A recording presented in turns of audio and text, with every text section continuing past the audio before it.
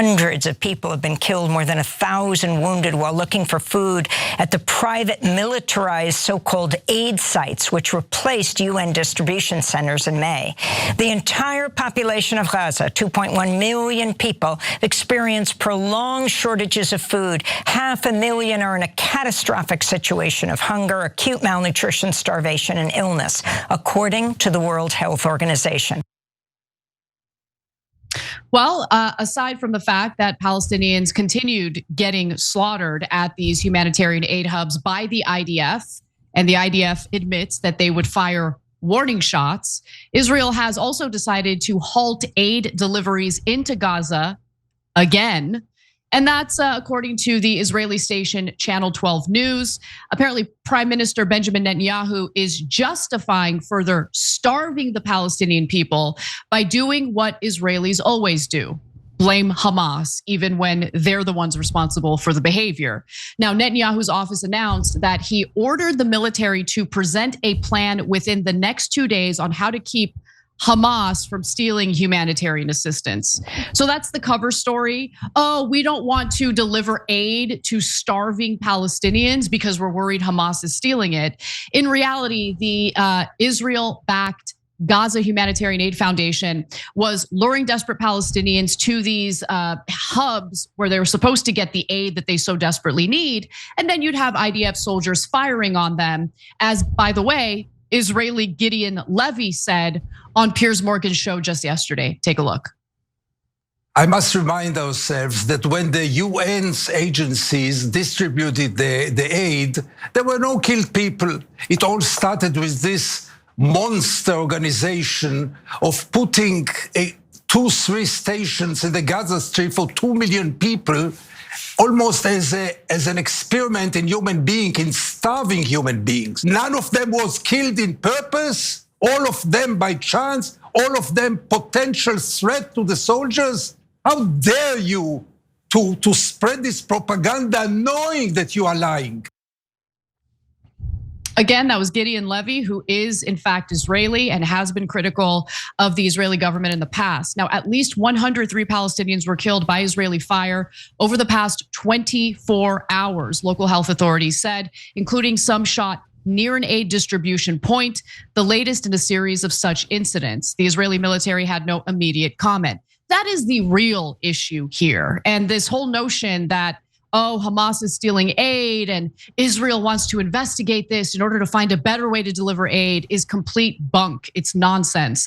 In regard to halting that humanitarian aid from entering the Gaza Strip, the Prime Minister's office came after, or his announcement came after, Finance Minister Bezalel Smotrich, who wants to starve the Palestinians to death, by the way, threatened that he could no longer remain in the government if immediate action wasn't taken to prevent aid from reaching Hamas. Now, any normal person who's not a sociopath would say, good day, sir. Go ahead and leave the government. You're not wanted. But of course, there is a fragile coalition that makes up the current Israeli government. Without that coalition, Netanyahu knows that he'll no longer be in power. And of course, he's very much concerned about that. And if there's any evidence that's being shown to prove that Hamas is stealing the aid, what the Israelis are circulating online is this video that shows dozens of masked men, some armed with rifles, but most carrying sticks, riding on aid trucks. Okay, well, what is that about? Turns out the Higher Commission for Tribal Affairs, which represents influential clans in the territory, said the trucks had been protected as part of an aid security process managed solely through tribal efforts. The commission said that no Palestinian faction, a reference to Hamas, had taken part in the process. The clans came to form a stance to prevent the aggression and the thieves from stealing the food that belongs to our people. Abu Salman al-Magani, a representative of Gazan clan, said, referring to a Wednesday operation. And look, I don't trust Hamas at all. Hamas says they've done no such thing. They've never stolen any humanitarian aid. I'm sure that there's been instances where they have. But in regard to the video that they're circulating, you have to keep in mind, we're talking about starving Palestinians. They've been intentionally starved for months and months. And so when they see a humanitarian aid truck come through, they're going to rush toward the truck because they want food. They need sustenance to feed their families. So the argument here from the Higher Commission for Tribal Affairs is that they're providing security to ensure that chaos doesn't break out. Although these humanitarian aid hubs, Cenk, as you know, have been chaotic and have led to dozens of Palestinians getting shot and killed on a daily basis since late May. So the UN and other groups used to do this aid system where they would hand out the food. And to Anna's point, to Gideon Levy's point, no one ever got shot at those stations. People got the food, it was orderly. Largely speaking, Hamas did not steal the food, certainly not systematically. There's always bad actors in any given situation. I'm gonna come back to that because I'm gonna knock down a propaganda point of Israel that it's important to knock down. But so now that Israel's running the centers, the problem is if you don't have anyone guarding the food on the other side, since people are starving, there's going to be mayhem. And that's part of the reason why Israel did this, because they want the Palestinians fighting amongst themselves, they want them desperate, and then they want any excuse to kill them. So the minute that there's any kind of disturbance by the food, they're like, perfect, open fire. And they just start slaughtering people. By the way, Israel killed 103 Palestinians yesterday. Does anybody notice? Is there any big headlines? No, they're like, oh, we have 20 hostages, and that's terrible, okay. But wait, just on one day alone, would I kill 103 innocent people to maybe put pressure on to get 20 hostages back months later or whenever? No, I wouldn't kill 103 innocent people no matter what. And they do it every single day, massacre after massacre. It just doesn't get reported as much anymore because people just got tired of reporting the same old news. Israel slaughters more innocent Palestinians every single day. So it's not an accident, they're doing it on purpose. Now, the reason you need other people on the other side is order, right? So that it doesn't turn into mayhem and people don't hurt each other. So since it can't be Hamas, not only Israel doesn't want Hamas, but the Palestinians in that case don't want Hamas to take it because they need it for their family. So the traditional tribal clans have stepped in, and now apparently Fatah is also coming in. They run the West Bank and they are sworn enemies of Hamas, okay? So they're trying to make sure that Hamas does not get the food. They're doing every effort they can to make sure that doesn't happen. But Israel goes, who cares? All dirty Muslims, Fatah, Hamas, they're opposed to each other, tribal clans. Who cares? It's all an excuse to starve them, to kill them. So cutting off the aid, Gideon Levy's right, Anna's right. It's not even close. It's definitely because Bezalel Smotrich, his name even sounds demonic, like Blazel. Anyway, it doesn't matter because his name could be perfectly great, his name could be terrible, and he could do wonderful things. The bottom line is the guy is a certifiable monster.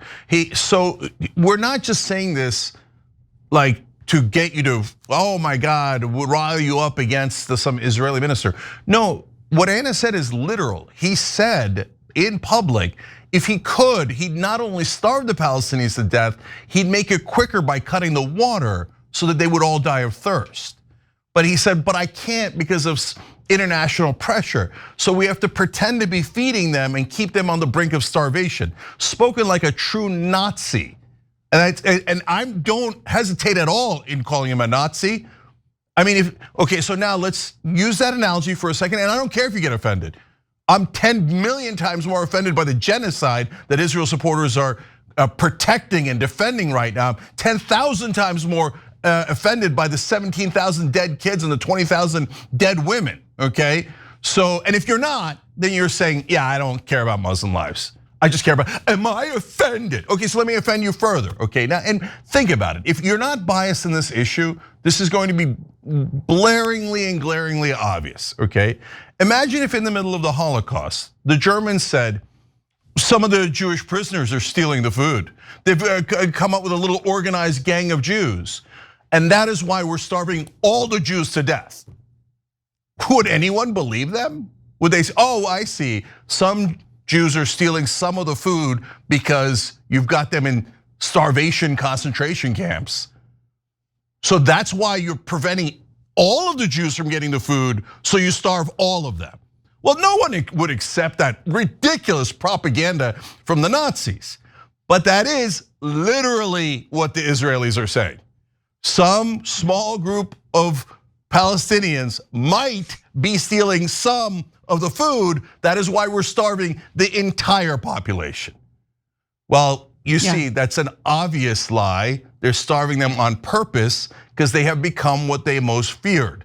And one more thing for now, and I got more details in a sec, but look, I'm so proud that I was the partner with Gideon Levy in a debate we did on Israel. And what I really appreciate is, well, we already had tons of Jewish Americans speaking out against this genocide. Now, brave Israelis are coming out and going, no, this is not what we signed up for. This is what we hate. What are we doing? This is insanity. So thank you for speaking out and being a moral voice within Israel. Last two things here, guys.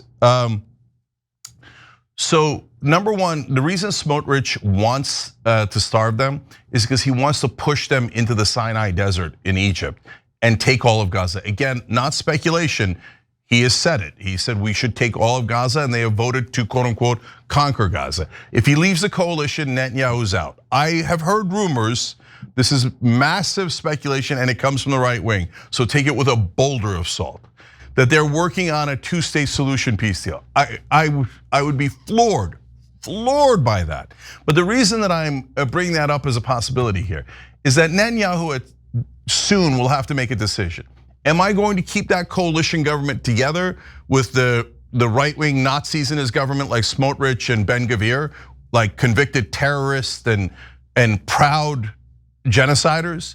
Or am I gonna do a deal with Trump and the US and we're gonna lead to a ceasefire? And I mean, again, two-state solution seems unimaginable at this point. But if they went in that direction and they ended all of this, then he wouldn't need necessarily Smotrich and Ben Gvir. He might be able to make an alliance with other people in the Knesset. Because the only thing that Netanyahu cares about is staying in power, and of course murdering Palestinians because he enjoys that. And stealing their land. He loves that. That's been his lifelong mission. But overall, he might think, hey, you know what? I stole enough land here. I killed enough Palestinians here. I'm gonna stay in power with this alliance rather than that alliance. It's a tough thing to believe. It's a real stretch. I'll only believe it after I see the deal. But usually what'll happen is they'll promise something like that, and then they'll come back and go, oh yeah, two-state solution where they continue to be occupied and we control both the Israeli side and the Palestinian side. We're gonna call it a two-state solution, but they live under permanent oppression and they serve us and we can kill them anytime we like. That's usually how it goes, but maybe there's a strand of hope there. But for now, the starvation continues. There will never be any hope unless the United States allows the international community to ensure that Israel follows through in allowing Palestinians to have their own state and an opportunity at self-determination. But Israel will never allow that. And they've been clear about it. So the US will always provide cover for Israel unless we change the way politics works in this country. And I don't want to give people false hope. The problem is the cover that the United States provides for any and all wrongdoing carried out by the Israeli government. Every time you ring the bell below, an angel gets his wings. Totally not true, but it does keep you updated on our live shows.